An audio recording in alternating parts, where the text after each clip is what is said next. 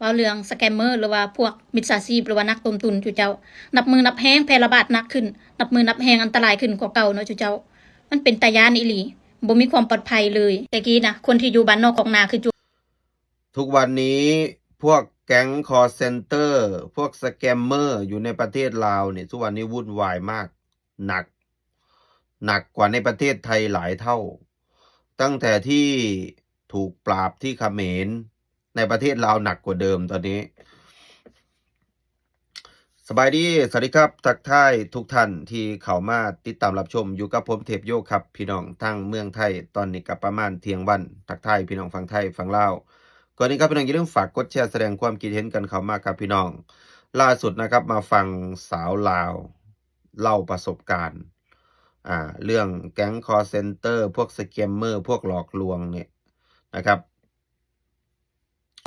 ว่าเรื่องสแกมเมอร์หรือว่าพวกมิจฉาชีพหรือว่านักต้มตุนจุเจ้านับมือนับแห้งแพร่ระบาดหนักขึ้นนับมือนับแห้งอันตรายขึ้นกว่าเก่าเนาะจุเจ้า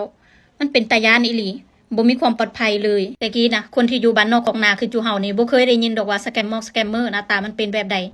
แล้วก็บ่เคยได้ยินข่าวว่าไผที่ว่าอยู่บ้านนอกถึกสแกมเมอร์ตัวเอาเงินเอาคำนะเคยได้ยินแต่ว่าอยู่สามเหลี่ยมมีสแกมเมอร์มีนักต้มตุนแต่ว่าเดี๋ยวนี้หันมันมีไปทั่วจุเจ้าแพร่ระบาดไปทั่วแล้วเดี๋ยวนี้เขาบ่ได้สนว่าบ้านนอกบ่บ้านนอกเขาตัวไปเบิดเขาเข้าไปเบิ่งโปรไฟล์เฮามีเงินบ่มีเงินเขาก็ตัวไปเบิดหันนะขอแต่ว่าได้ตัวจุเจ้าเห็นอันหลายๆเพจหันนะหลายๆข่าวเอาลงว่าพากันอันมาตั้งถิ่นฐานอยู่นครหลวงซ้ำเห็นว่าอยู่หลัก16หันนะพันแม่นอันผู้หลักผู้ใหญ่หันนะฮู้เห็นเป็นใจสร้างตึกสร้างหยังให้เขาอยู่ซ้ำเป็นผู้ใหญ่ที่ว่าแบบมีอำนาจคุมหันนะบ่มีไผกล้าเตะแล้วเนาะนี่แหละครับทุกท่านนี่คืออย่างที่สาวลาวคนนี้เล่านะครับพูดถึงในประเทศลาวเนี่ยมันไม่ได้มีความปลอดภัยมันไม่สมกับที่หักเงินกับประชาชนนะครับมาดูนะครับประธานสภาลาวผมจะขึ้นให้นะครับทุกท่านการประชุมสภาลาวนี่ประธานสภาลาวบอกว่าเสนอให้มีการกวดกาขึ้นการเก็บบริการรักษาความปลอดภัยโทรคมนาคม 3,000 กีบและโครงการรถเมล์ BRT พี่น้องรู้ไหมครับว่าอยู่ในประเทศลาวเนี่ยอันนี้อาจจะแปลกนะประเทศในโลกนี้มีหรือเปล่าอันนี้ผมไม่ทราบในประเทศลาวเนี่ยเวลาที่ประชาชนคนลาวเติมเงินเข้าไปในโทรศัพท์ทุกคนระบบมันจะหัก 3,000 กีบโดยอัตโนมัติทุกคนคุณจะเติมมันหักปั๊บเลย 3,000 ทุกคนโดนนะอยู่ในประเทศลาวนี่เขาวิจารณ์กันตลอดจนทางเจ้าหน้าที่ออกมาชี้แจงว่าเงินที่ 3,000 เนี่ยหักไปทำอะไรหักไปเพื่อรักษาความปลอดภัยให้กับระบบอันนี้เจ้าหน้าที่ลาวเขาบอกว่ารักษาความปลอดภัยให้กับระบบเอาแล้วมันเกี่ยวอะไรกับประชาชนอันนี้ผมก็อยากตั้งคำถามพี่น้องคนไทยเคยได้ยินแต่นี่แปลกไหมผมก็ว่ามันแปลกเติมเงินเข้าไปโดยหักตัวอัตโนมัติคน6-7 ล้านคนก็ต้องหักทุกคนแล้ววันหนึ่งเติมกี่ครั้งล่ะนะครับ3,000 กีบหักหมดทุกคนสังคมลาวเขาวิจารณ์หนักเขาบอกว่าเงิน 3,000 ที่หักไปมันก็ไม่เห็นได้รักษาความปลอดภัยอะไรเลยพวกแก๊งสแกมเมอร์พวกแก๊งคอลเซ็นเตอร์พวกต้มตุนพวกดูดเงินโดนโกงเงินทางออนไลน์ในประเทศลาวนะครับเยอะแยะก็ไม่เห็นจะรักษาความปลอดภัยได้อะไรนะครับก็เลยทำให้ประธานสภาเนี่ยเขาบอกว่าอยากให้ตรวจคืนเรียกร้องให้มีการเอาง่ายๆคืออยากจะยกเลิกเพราะประชาชนนี่คือไม่เอาแล้วนะครับประธานสภาเนี่ยทุกคนรู้ไหมประธานสภาเนี่ยนามสกุลพรหมวิหารประธานสภานี่ก็นามสกุลพรหมวิหารเคยเห็นแบงค์ลาวไหมครับนี่ครับแบงค์ลาวคนที่อยู่ในแบงค์ลาวเนี่ยไกรสอนพรหมวิหารนะครับไกรสอนพรหมวิหารนี่คนเนี่ยเชื้อสายเวียดนามปู่ย่าตาทวดมาจากเวียดนามชื่อเขาคือเหงียนไกรซองแต่พออยู่ในประเทศลาวทุกวันนี้ได้เป็นอดีตผู้นำสูงสุดของลาวประธานไกรสอนพรหมวิหารชื่อลาวนามสกุลพรหมวิหารนี่ประธานสภานี่ก็เป็นนามสกุลพรหมวิหาร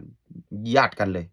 นะครับนามสกุลเดียวนี่คือประเทศลาวที่มันไม่เจริญมันไม่พัฒนามันก็ไต่เต้ากันมามีแต่